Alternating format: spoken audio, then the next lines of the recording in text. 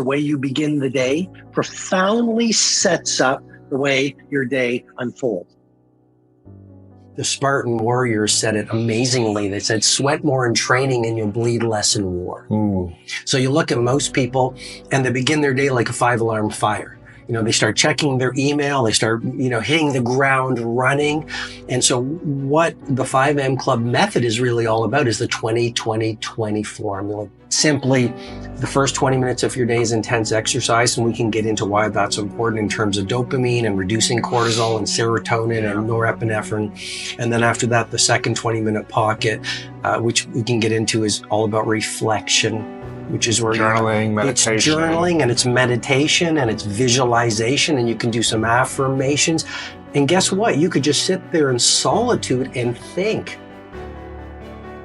If you train your brain to do that every single day, then it'll do it on the more difficult and important things in life.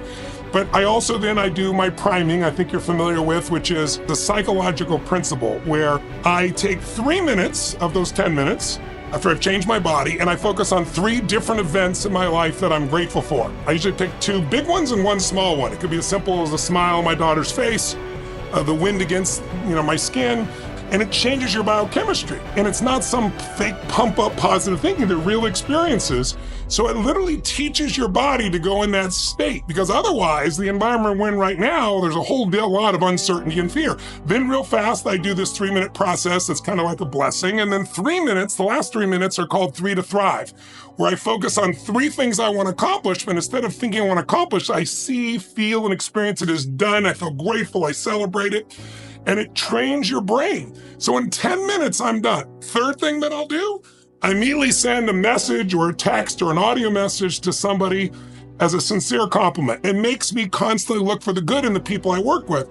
Fourth thing I do is whatever I don't want to do, the most challenging part of the day. I want to go handle that problem. I want to handle that issue, because after you do that, everything has momentum. Now, if you give yourself that 1 hour that I call the victory hour, free from distraction, free from interruption, what you're doing is you are building an inner core of heroism and undefeatability, so that 6 o'clock you feel fundamentally different. Your neurobiology is on fire. Your metabolic rate is higher. You know this. You've actually connected with your values. If you've taken some time to journal, you've connected with your mountaintop, you're grounded in what's most important, you've practiced some calm, and you've even done some learning. You're far more intentional, stronger, and energetic and creative by 6 o'clock. Then you go out into our messy world where there's confusion and you face challenges, and but you're not busy being busy. You're monomaniacally focused on the few things that will get you to your Mount Everest. This 20-20-20 formula that I've been teaching to the billionaires, the NBA stars, the film icons, and many of the most successful people on the planet for, as I say, 24 years. And very high level, Lewis, the 20-20-20 formula is simply this. You get up at 5 a.m., and anyone can get up at 5 a.m. One of the gifts of a human being is neuroplasticity. We are built to change. So please, I would encourage, if we recite our excuses long enough, we actually believe they're true. We are built to change. We are built to grow. We are built to own our heroic nature. And so according to University College London, if we do any practice or habit for 66 days, we reach a point of automaticity where it becomes easier to do that new habit than not do the new habit. Once you wire in the new habit, for the first 20 minutes, 5 to 5:20, you move. Because you can release BDNF, brain-derived neurotrophic factor, which promotes neurogenesis. It optimizes your brain. If you move first thing in the morning, you release serotonin, which makes you feel good. You release dopamine, which sets you up for inspiration. Second, we can get into it more deeply, but second pocket from 5:20 to 5:40 is reflect. While the rest of the world is asleep, there's such quietude in the air. This is where you can pray, you can meditate, write in a journal, sit in quietude so that you're focused, living your life and your priorities through the day. And then the final pocket of the 20-20-20 is grow. You'll never get old if you grow. You'll never become obsolete in your business, even in a time of great volatility, if you're growing. You'll always stay happy if you grow. So 20 minutes At the end of this victory hour, you spend some time listening to a podcast, an audiobook, you read a book, you study your battle charts. And anyway, that's a general way to explain the 2020 formula that is currently helping millions of people. Everyone who's watching says, oh, this person's successful. This is what they do. I should do that. But what got them there is not what they're doing now. Right. Right. So it's like you want to model the rise. And so a lot of times the rise is a lot of imbalance. It's not always healthy on the rise. No. I would even getting out of like defining health, right? But like I would say that there are absolutely trade-offs, and it's just whether or not you're willing to pay the price for it. And I think then we can take off the label of like, this is good, this is bad, this is healthy, this is unhealthy.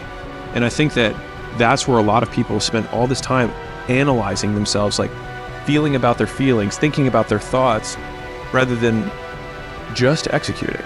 Like one of the best morning routines I can recommend to any person on earth is that you wake up and you decrease the time between when you wake up and when you start working.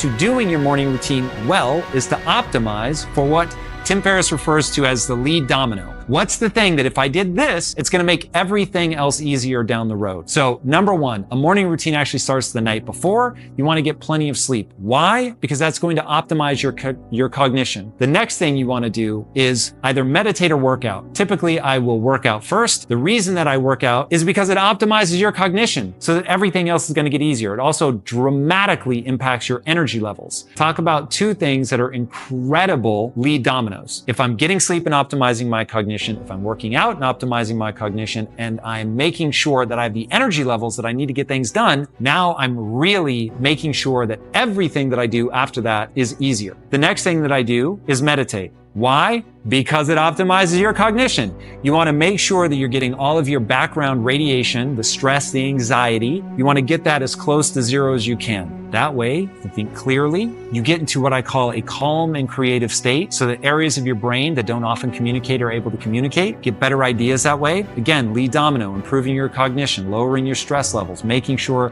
that you're centered and that you've got that energy to move forward. Then I'm going to go down my list of important things. I make that list the day before, so I know exactly what I should be doing at any one time. And again, it's a lead domino strategy. The first thing that I'm going to do is going to be the thing that makes everything else on my list easier. I'm going to do everything that I can do on the most important thing. And by the way, they should always be rank ordered. There is no such thing as a tie. There is a number one, a number two, a number three, a number four, so on and so forth. There is a 1, 2, 3, 4, 5, so on and so forth. I do everything that I can do on number one. Once that's now where I'm waiting for something else, or I just have to let it bake, whatever, then I'm going to move on to number two. I'm going to do everything I can on number two. Then I'm going to move on to number three. If you set your day up like that, and you're not checking your phone, and you're not responding to other people, because that's letting them control your schedule, and what are the odds that somebody other than you knows better what you should be doing to make your goals come true than you? The answer should be zero, because if somebody else knows better than you, we already have a problem. It means that somebody else is paying more attention to your own life than you are. That would be problematic. Get that morning routine down, get that momentum going, do the lead domino strategy, make sure you're optimizing for energy and cognition. You're going to go into the bathroom and, do it before or after you brush your teeth. And that's important because I want you to make this a ritual that's part of your morning routine. And so we need to stack it with something you already do. And you're going to stand there for a minute and I want you to look at yourself. Now that right alone, most of us don't do. Look at yourself. And I want you to just think about the day ahead. This is based on more research. So recent studies show from the University of Florida that if you take just a minute and you set an intention about how the day is going to go, about who you're going to be, how you're going to show up, what's the one thing that kind of matters to you to really make make progress on. If you just kind of set that intention, who am I going to be today? How am I going to show up today? Even if it's a hard day, how are you going to show up? And then you raise your hand and you seal it. Research shows just setting the intention alone changes your mood. It boosts your productivity. It increases your ability to make an impact on other people. And so when you seal it with this high five, it becomes this ritual of setting an intention for the day and also silencing the critic and reprogramming the default setting about how you see yourself, whether or not you believe in yourself.